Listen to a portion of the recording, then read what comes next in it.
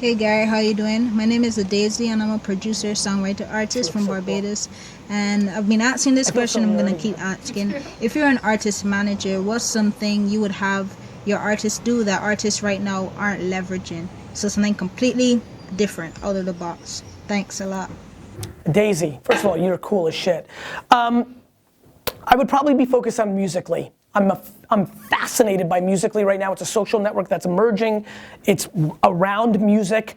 And I think that if you're an artist and you're doing creative on top of your own music and then reaching out to other people. So let me actually break this down very tactically because it can lead to what musicians can be doing on Musical.ly article, which I'd love to get out there because I think Musical.ly is absolutely at least already in yik yak territory where it's like really got my attention.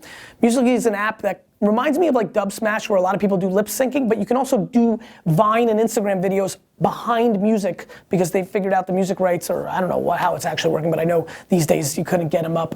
They're probably in the terms of service of how much you can sample, Anyway, if I was a musician, I would try and put out content on top of my own music, but that may not pop because your music's not as popular as all the other music, but what I would do is start reaching out to other influencers in that community. One of the best ways to reach out to people in a community is to become part of the community. Like you can't go to Reddit and spam everybody, but if you actually read and engaged and commented and shared and were part of Reddit for 2 years, you've bought permission to throw your right hook.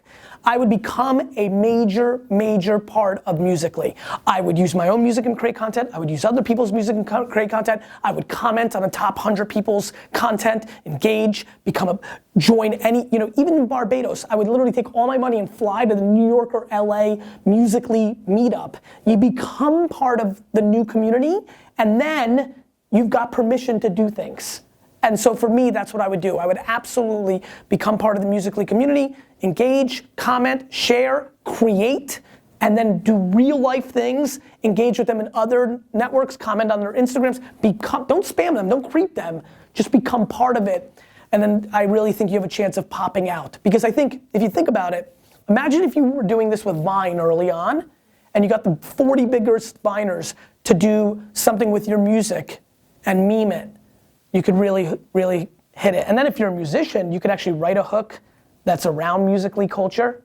Like that 15-second flip, like you could Jesus, that was weird. But like you could actually integrate something that's unique on about Musical.ly in a song that then people would use, holding it down like Snapchat, like that kind of stuff. Back when Snapchat, you had to hold it down. You see where I'm going.